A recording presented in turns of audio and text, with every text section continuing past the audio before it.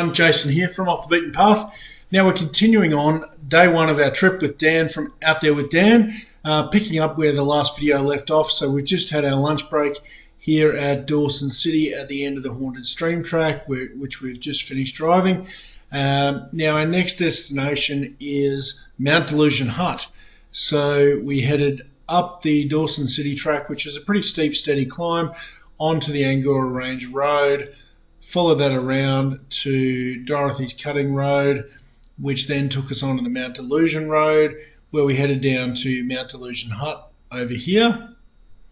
That's quite an old hut, built in around 1939 from what I understand. Really cool to go and have a look at.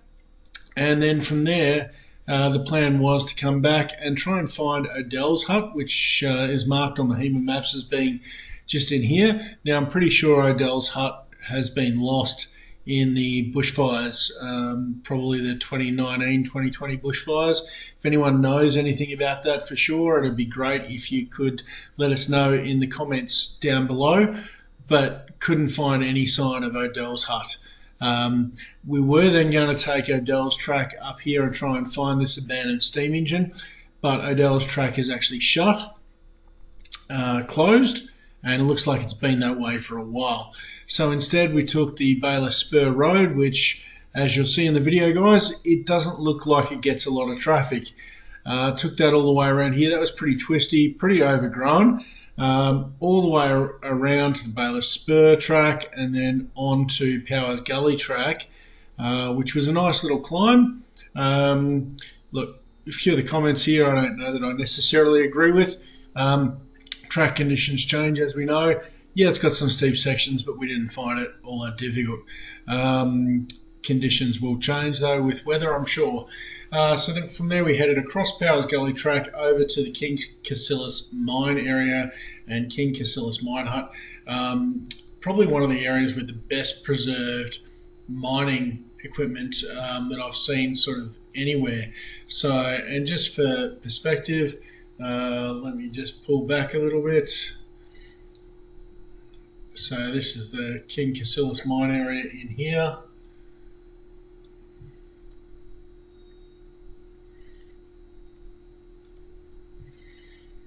So yeah, just pulling back a little bit now, so you can see it's almost due south of Omeo here. So just off the side of the Cassilis Road, which comes off the Great Alpine Road.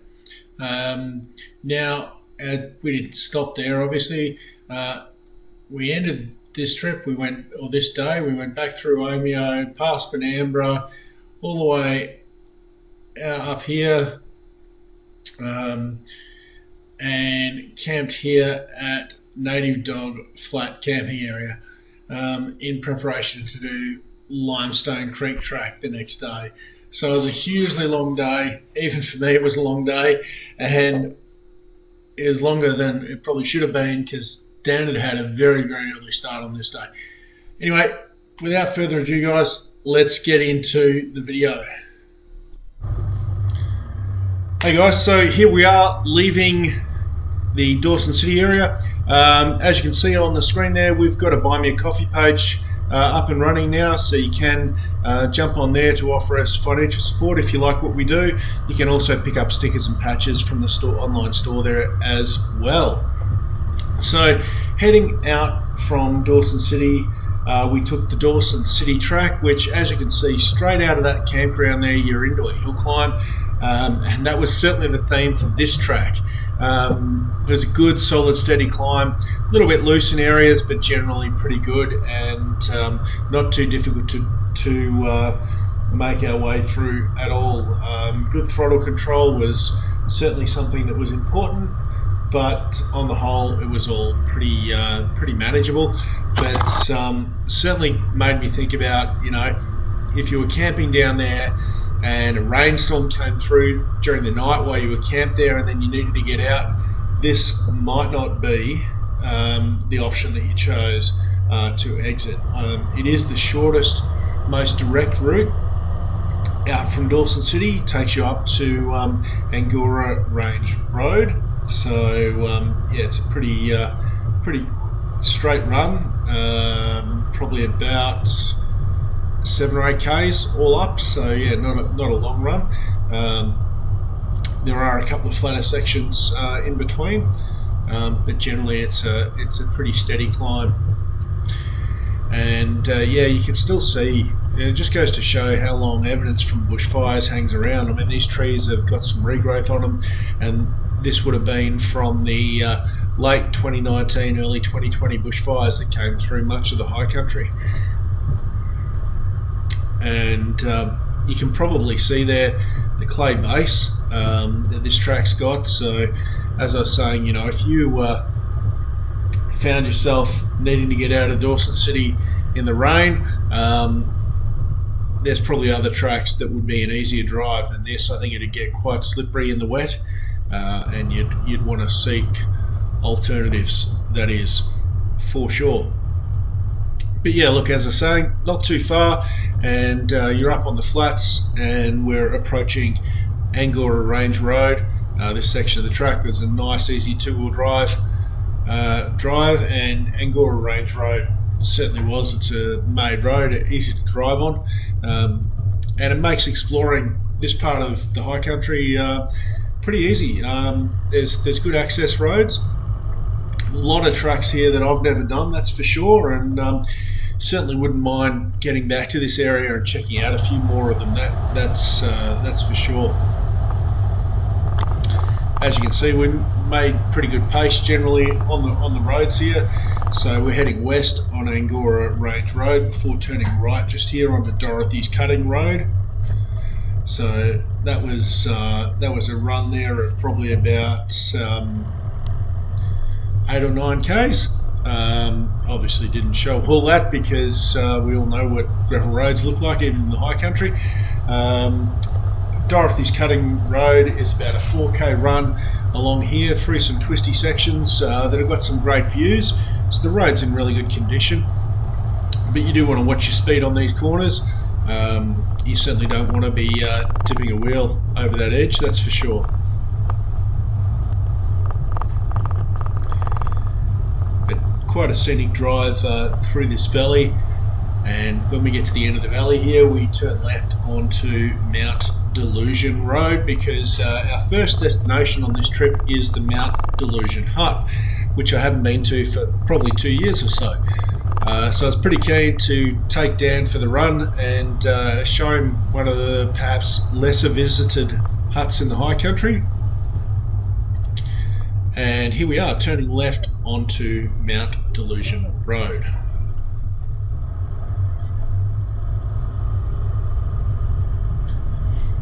And as you can see, these do all actually deserve the moniker of road. They're definitely well-made roads. Not a lot of edge protection here though, so definitely something to keep in mind in terms of managing your speed and line choice on those corners. And as we were climbing up towards the hut, the clouds and the weather both closed in. So we're not too far from Mount Delusion Hut here. The altitude is getting up a little bit. We're at around 1,200 meters here, and yeah, a little bit of light rain and clouds just closed in sort of all of a sudden. Typical high country where, depending on your altitude, you get very different weather. Kind of an eerie feeling too coming up on this hill here. This is an active forestry area, which is why there's not a lot of trees around, except for this little area here around the Mount Delusion Hut. It was quite weird how the hut just kind of appeared out of the cloud bank and fog, and it's this little oasis in the middle of what is at the moment a fairly barren hill. It is a reasonably old hut. This is kind of a parking area, but honestly it's easier just to park on the road. I don't know why I insisted on parking here. Just one of those things. Here we are at the Mount Delusion Hut. Been probably 2 or 3 years since I was last here, and I didn't have a video camera with me then. It is one that's been secured from public access for a while now. And you can see the metal strapping there, trying to keep the structure intact. Floor's not in the most fantastic of conditions, so hopefully somebody takes it on themselves to have a crack at rebuilding this one.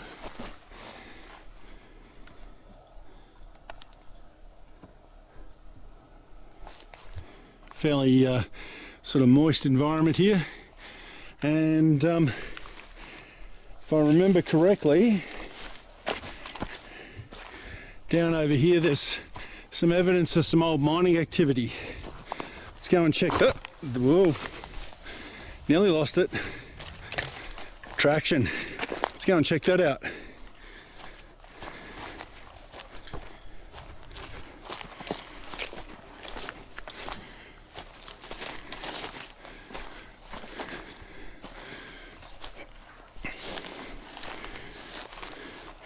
This ground's a little soft.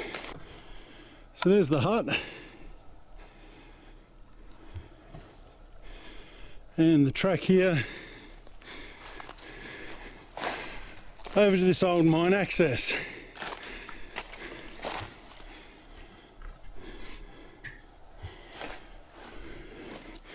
You can get a bit of a view up here.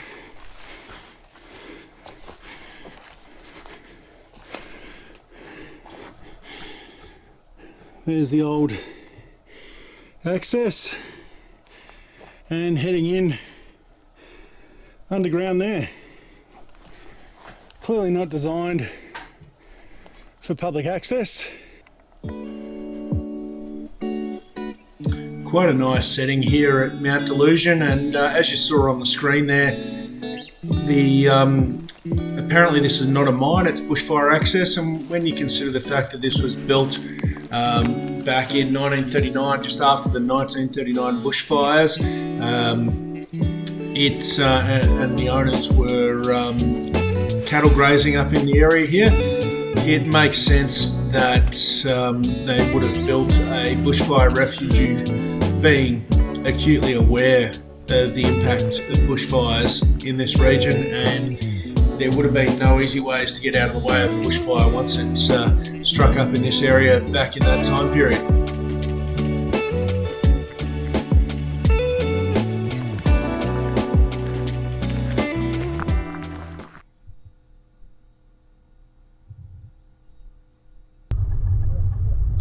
So heading away from Mount Delusion Hut, our next planned stop was to head east onto Odell's track, which is back about 3-4 k's, and try and find Odell's hut.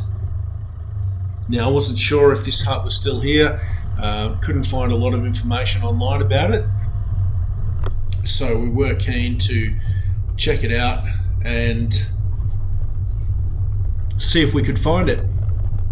Now, this section of Odell's track was a pretty easy drive. It's only a couple of k's through to the junction where it meets the Bayless Spur Road and the continuation of Odell's track. So that is the continuation of Odell's track there on the right hand side, and that is currently closed and has been for some time from what I understand. And somewhere around here is where the hut was meant to be. Possibly in that clearing there, I really don't know. Never having been here when the hut was standing, we did have a good look around and couldn't find any sign of the hut anywhere in this vicinity. So either it was lost in the 2019-2020 bushfires, or perhaps even before that. I'm really not too sure on that. So we had planned to take the rest of Odell's track, and there was an abandoned steam engine marked on the HEMA maps further up on Odell's track, and we thought we might check that out, but with it being closed, that really wasn't an option, so we decided to take Bayless Spur Road, which is what we're driving on here. That heads west and then north, and allows us to get up over to Powers Gully track to take us back into the King Cassilis mine hut area. So Yeah, Navigator's done a great job. It's a wonder Dan ever came on another trip with me, to be honest. Yeah, I was following the track and took what looked like the road most travelled, and it turns out that was a logging access road, not the actual track, because we've gotten up to this area here and the track just didn't go anywhere. And tracking on the HX2, it was clear to me that we were well off the alignment of the track. So headed back down this logging access road that's clearly been put in by forestry for that purpose. And looking to continue on the correct alignment for the track. So look, that is one advantage with GPS navigation. If you find yourself on what you think might be the incorrect track, it's usually pretty easy to tell when you travel a few hundred meters down it. You're clearly leaving the alignment of the track on the map. So this is actually the correct alignment of the track here on the left. You can see how it looks like the main track sweeping around, and this looked like a side track, but this is the actual road.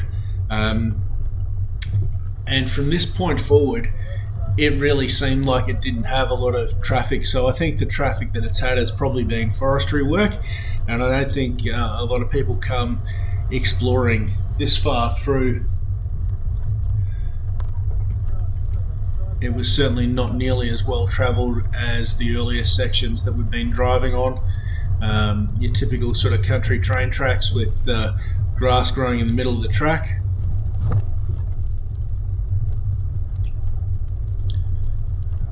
And we were still getting the odd spits of rain, so apologies for the water on the camera case there.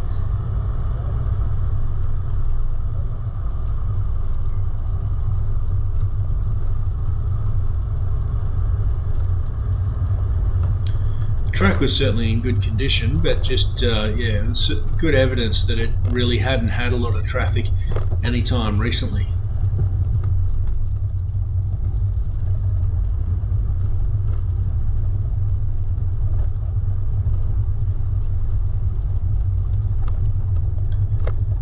Certainly tucked away up here on the side of the mountain. As it is, it certainly felt very remote. Certainly felt like you're out exploring, that's for sure, and not a difficult drive. So if you're in the area and looking for an interesting drive that's not too challenging, I definitely recommend it, but as long as you're prepared to get some pinstripes on your vehicle, because as you'll see, some of these parts of the track were heading towards being overgrown, and like through here, and getting some sort of pinstripe on your vehicle is almost unavoidable, particularly if you happen to be in a larger vehicle than what we were both driving. Now you can see the headlights there. This is mid-afternoon. This is like 2-3 o'clock in the afternoon. It was that overcast that we're both running out with our headlights on, and you can actually see the headlights shining. It was really, really overcast. Quite unusual.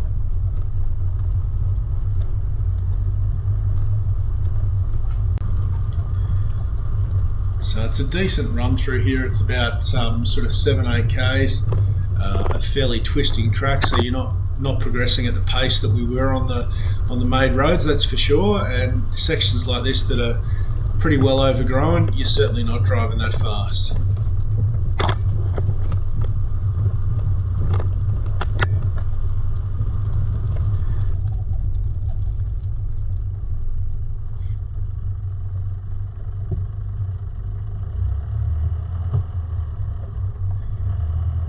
And we've reached here the Baylor Spur track, so this is both left and right here. That actually heads down to a dead end apparently, so we were continuing on the left side here, just to navigator not knowing where he's going. Now the northern end of Odell's track, you might have noticed I didn't show that. The reason I didn't show that is we didn't see it, so I think that track has been well and truly closed down, certainly at the northern end, that's for sure.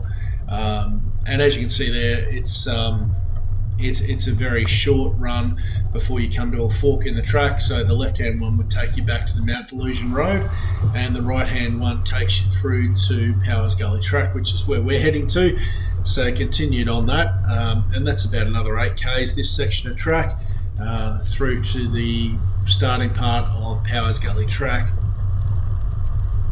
which takes you up over the range to the east side of the hill, where the King Cassilis mine area is.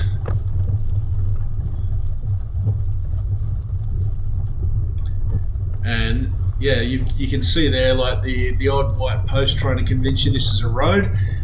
I don't know that it's so much a road. It's definitely a track, but yeah, I guess it's a gazetted road if it's got those white posts on it, isn't it? But yeah, look, it's a nice scenic drive. Definitely worth checking out if you're in the area. As I said, as long as you don't mind getting the odd pinstripe on your vehicle. Because it's so enclosed and the bush in this area is so dense, it does have that feeling of extreme remoteness. And we did not even hear another vehicle the whole time we were in this area. It was weird, and this was on the weekend. Somebody had obviously been through here before us, and they've left just enough room for a Suzuki Jimny there. In this case, a Pajero and Prado were able to squeeze through, but yeah, there's only just enough room, as is often the case. And I have been banging on about how overgrown this track is. Yeah, it's overgrown. So I'd say with Odell's track having been shut for, I think, at least a few years, it wouldn't take much time of vehicles not coming through, and these tracks will just disappear. The bush will take them back, that's for sure. And I'd say that's what's happened with Odell's track.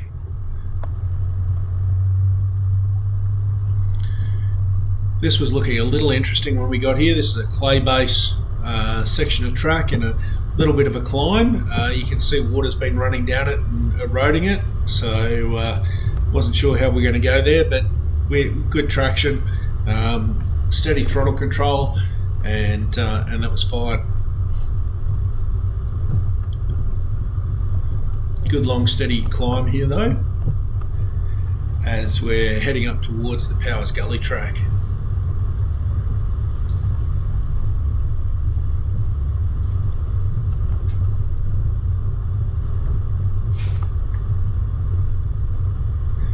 With such heavy cloud, we had no idea really what the weather was going to be doing.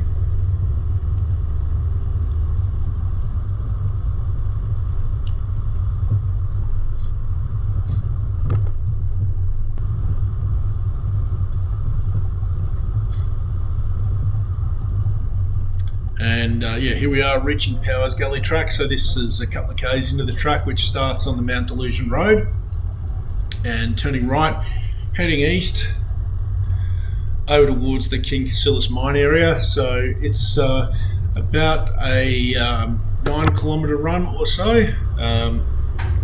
This side, some steady climbs up onto a ridgeline track before coming down the other side. A lot more open track. This one a lot more well travelled than what we're just driving on, that's for sure. Does get a note on the HEMA here that it's extremely steep, loose rocks and wombat holes. I dare say this has been graded since those notations were made on the map, because we certainly didn't find that. Yes, there were definitely some steep sections, but there was nothing. There was no real wombat holes, and there was no real loose sections that were difficult to climb either. So yeah. I dare say it has been graded since then, and is somewhat easier to drive than it might have been a few years ago. And yeah, before too long, a couple of k's of those steady climbs, and then you're up on your typical high country ridgeline track, which was a little unexpected. Again, never driven this track before, so didn't know what to expect. But yeah, really scenic up on this ridgeline. Good views both sides, out across different valleys. A little bit hard to see through the trees and the water on the lens, I know. But yeah, really nice. You can see there remnants of an old fence. Bit of a camping spot there up to the right. And we're reaching the other side here and starting our descent.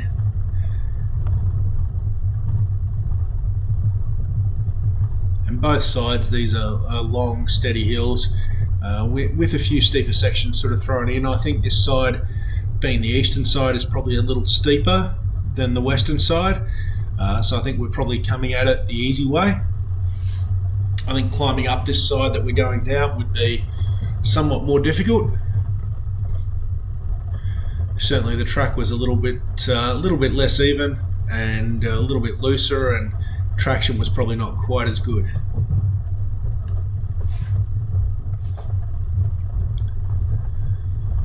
So just taking it nice and steady there. First gear low range in the Padge with a little bit of braking to support it. Having done some driving recently in the 76 on some steeper tracks, I can tell you the engine braking in that thing is off the charts compared to what I had in the Padge.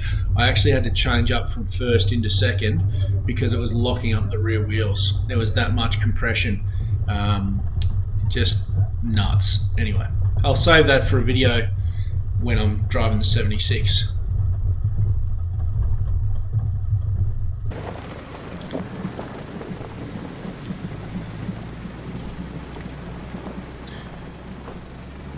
But yeah, some long steady sections, that's for sure. Not super steep just through here, but nice and steady, that's for sure.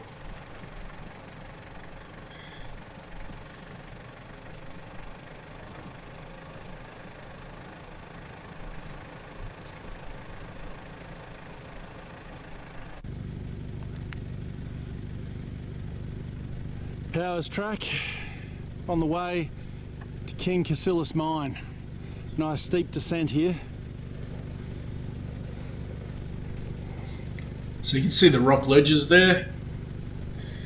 Dan in the grey dingo navigating his way across those, nice and steady.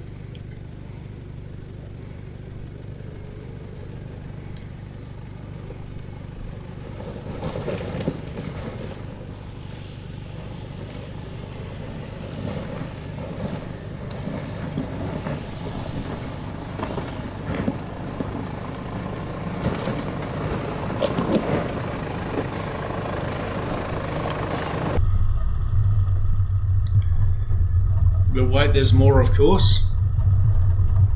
And this is probably a lot steeper section here than those earlier sections, so there wasn't a lot of places where we could stop and film. But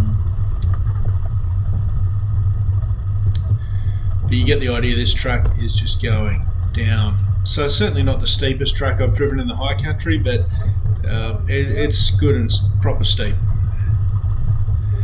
And yeah, I think it'd be quite an interesting drive, turning around and trying to come up it. You can see there in the distance where it reaches the bottom, and we turn right and head towards the King Cassilis area.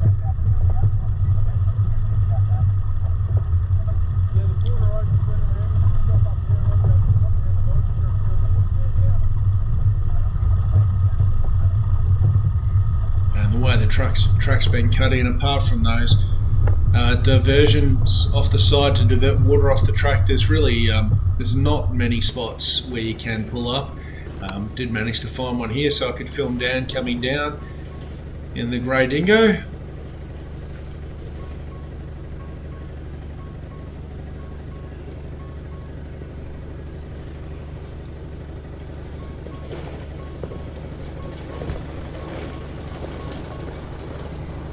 Nice work there.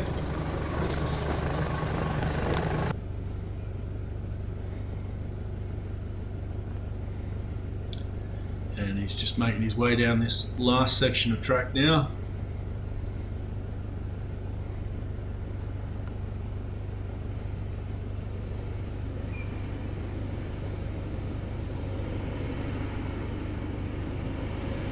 Nice line choice over that hump in the track, that's for sure.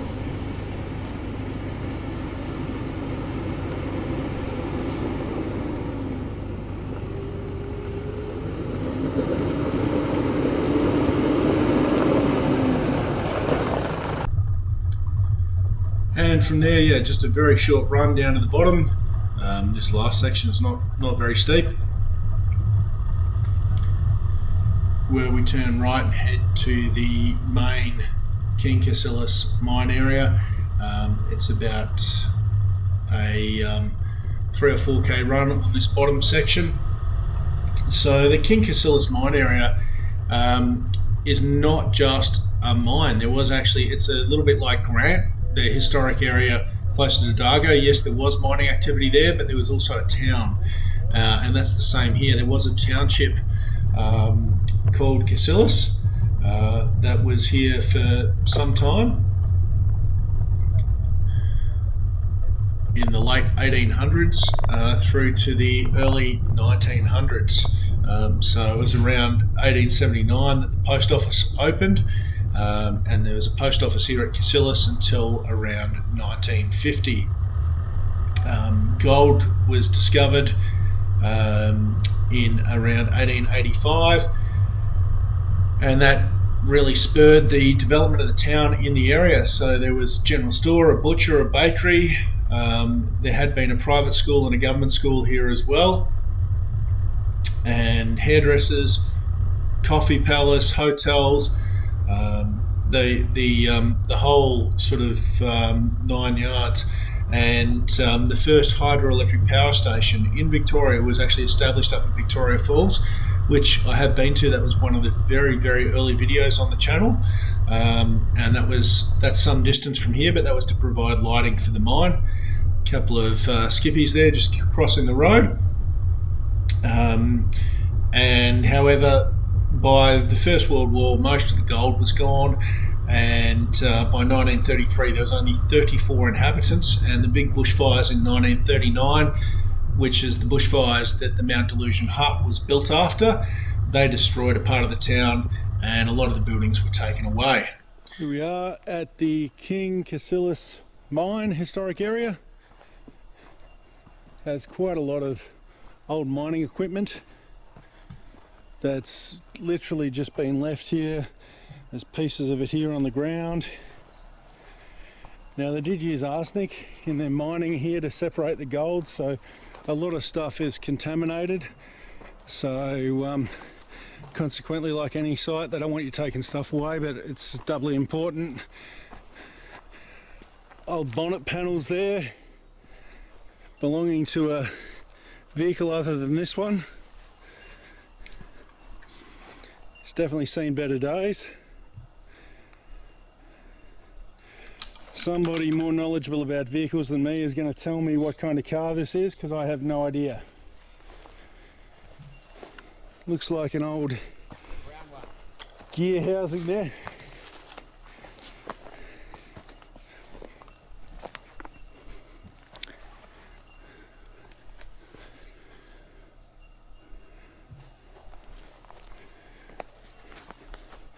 Looks like the top part of the engine's been taken, but the block is still in there. Old tyre there.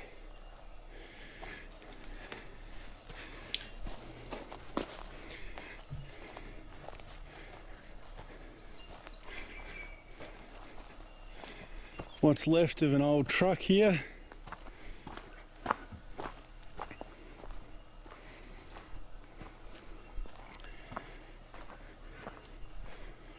Some more mining equipment just there, and as I said, you will see those signs in and around the King Cassilis area here warning you to not access certain areas due to arsenic contamination. So this is one of the old original miners' huts. Looks like what's left of a water tank there. She's pretty much been left to disarray. Now, construction is very similar to what we're used to seeing with high country huts. Very similar chimney design. This one looks like it's just been clad with whatever sheet metal they could find. It's a log wall there that's seen better days. Bricks in behind the sheet metal there.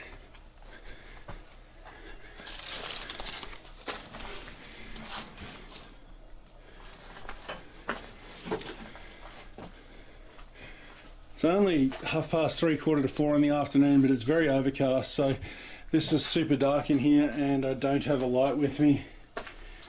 The old timber frame beds, round timbers, and the old fridge box. Paved floor, a little unusual.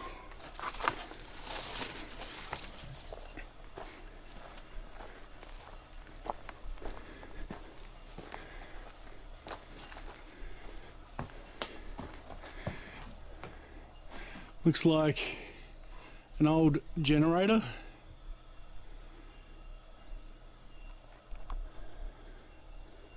Possibly having been put to some other use. Might have been used as an outhouse or something. And again, through here you can see one of the old lean-tos. Miners didn't live a luxurious lifestyle.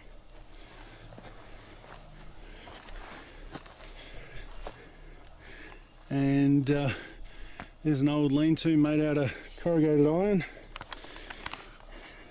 I'm going to say that's a wombat burrow.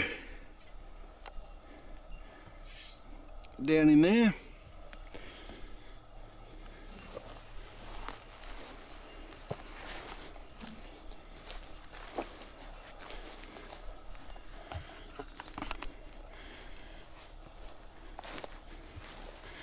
And more machinery parts here.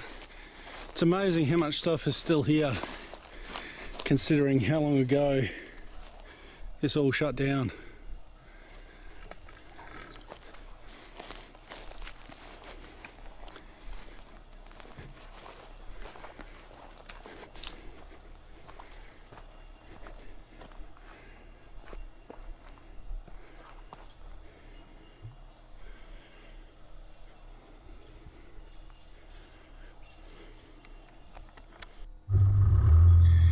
Now there is quite a lot to see here at the King Cassilis mine area. Straight down that road to just ahead there is the main area where a lot of the mining equipment is actually still visible. We decided to take this sidetrack and look at some of the old mines up on the hill here. And in terms of contamination on the site, certainly arsenic is a consideration that was commonly used back in the day in gold mining areas to separate the gold out from the ore. Now the other reason there's contamination here is that they actually built a cyanide plant in about 1896 on the site. It wasn't a great success, but they were actually manufacturing cyanide. So that is another reason that there's contamination in and around this area.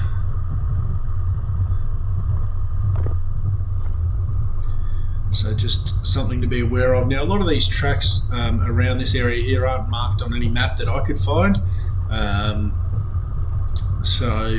It is a little bit choose your own adventure. But you don't have to go too far, and they do all seem to sort of link back on themselves. You can see an old mine entrance just over there. Now all the mines are secured for safety, obviously from public access, but you can walk up and have a look in and see the old mines.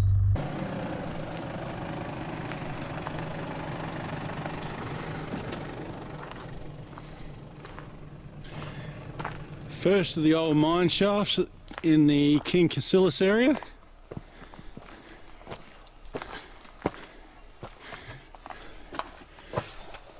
It's a bit dark at the moment. You're probably not going to see much of that. Hard to tell in this light just how far back she goes. I have a solution. You have light. Look at that. It's got to be 60, 70 metres maybe? At least I would have thought, yeah. Like visible until it changes direction. Yep.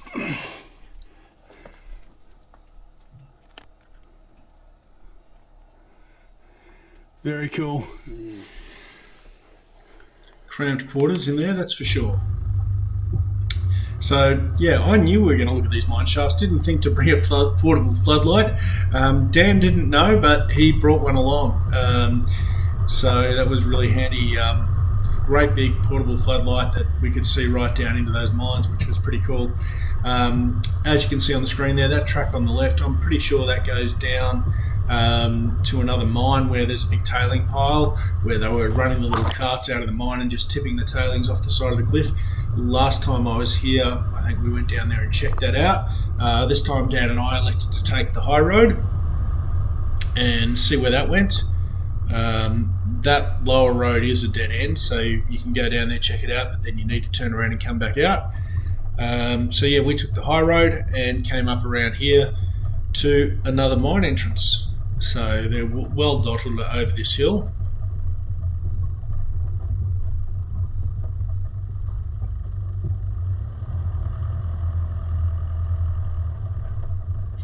And as I said, it's crazy how overcast it is for sort of 4 o'clock in the afternoon. A little bit further along this unnamed track in the King Cassilis area. Continues on that way, and if memory serves me, there's one more mine at the end. But right here we have another mine. Cut back into the hill. Again, let's see what we can see from the front door of this one.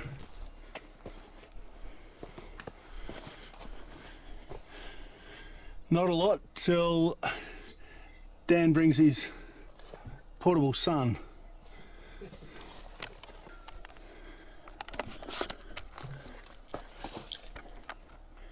Again, that one goes a fair way in, and it's hard to tell whether that's some sort of cave-in or just a change in direction, or actually a shaft going down even potentially. Yeah, you're certainly not getting in if you're not meant to. She's fairly well padlocked up. So here we are in the King Cassilis mine area, and I got a bloody check engine light. Anyway, we've got one more mine to look at here. I don't think it's gone into limp mode yet. Pretty bloody frustrating, to say the least.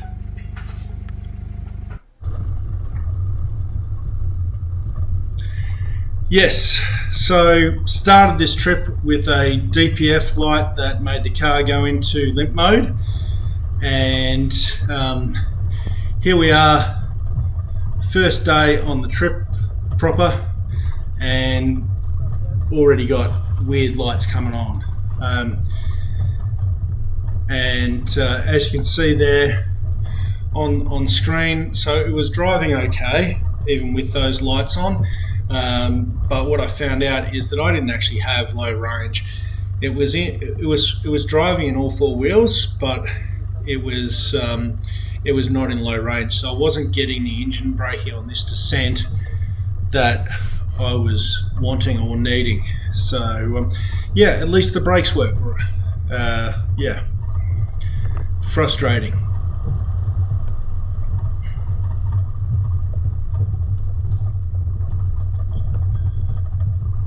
So yeah, just gradually working our way down this hill here.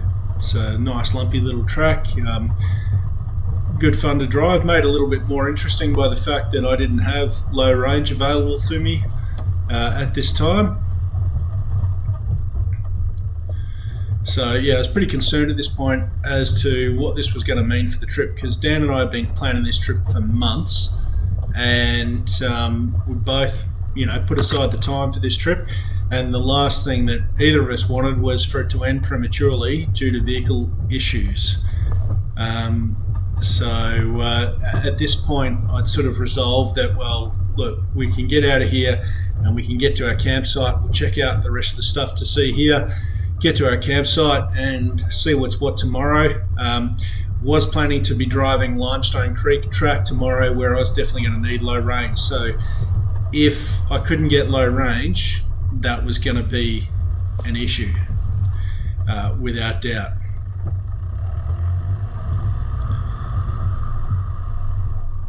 So coming up on some more of the infrastructure still in place in this area. Still at King Cassilis, here's a little bit more of the mining equipment apparatus, and parked the cars up next to this big pipe with gears on the end of it, just to give you a little bit of a sense of scale as to how big this thing is. It's huge.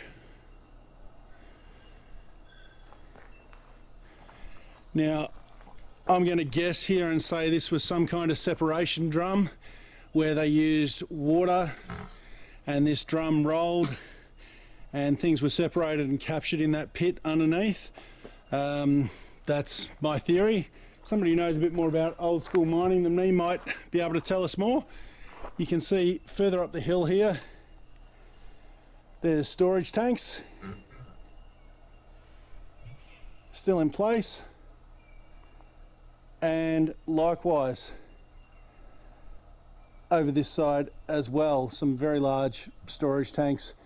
One looks fairly new, that could be a water tank for bushfire defence for the area or something, but these three here are definitely somewhat older. The King Cassilis hut just down over there, and I think the main King Cassilis mine entrance might also be over in that area as well.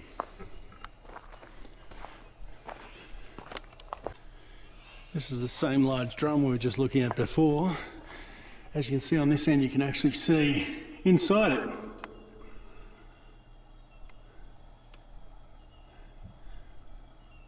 Definitely some kind of screed at the other end of it.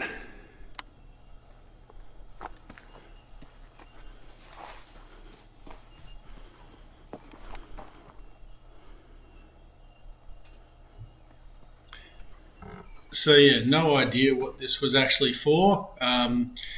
If somebody is watching this has an idea on what this apparatus was used for, put a comment down below. I'd love to read that and learn a bit about what this might have been for. Possibly some sort of mixing or sorting equipment related to either the cyanide production or mining activity. I'm really not sure. From here, just a short run as you saw down the hill to the main area where some of the old mining machinery is still in place. There's a couple of gantries here. It is just amazing how much stuff is just laying around in this area. As far as I could tell, as you'll see shortly, this is the main steam power plant that probably powered a lot of things in the mine back in the day before the hydroelectric plants at Victoria Falls was put in place. In the King Cassilis mining area with what looks like the remnants of an old engine. One of the old belt drive style ones.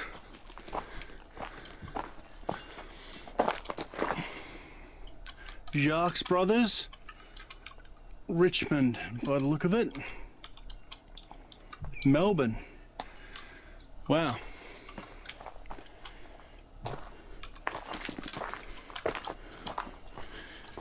I have no idea what this thing did. Looks like a motor, belt drive. There's another belt drive motor or something over in that hut over there.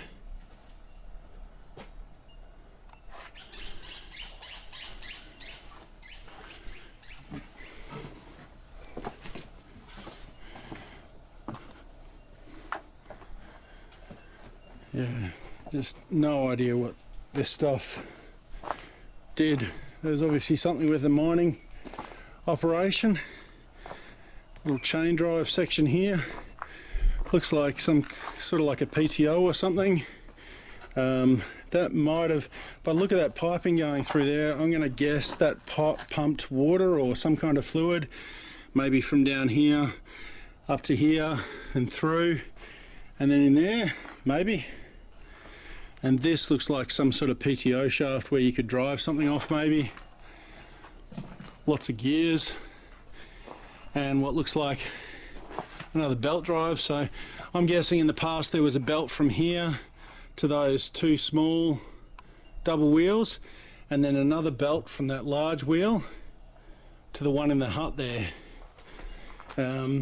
That's my guess. What this thing over here did, I got no idea. It looks like it could be an electric motor with brushes maybe. So possibly they generated power, so that might have been a steam powered engine that they then used to power tools and generate electricity. And by the look of this plumbing, that might support that. Again, somebody who knows a bit more about this stuff than me is probably going to tell us in the comments.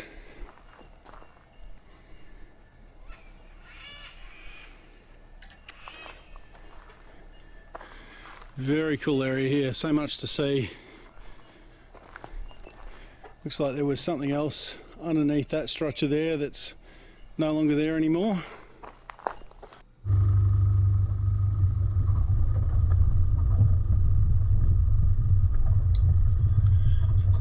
So yeah, there's just so much to see in this King Cassilis mine area. So if you're into old mining history, I can't recommend this area enough. I haven't seen anywhere else that has anything like the amount of mining history machinery available to look at. And you know, it's not like you're being charged an admission to an area.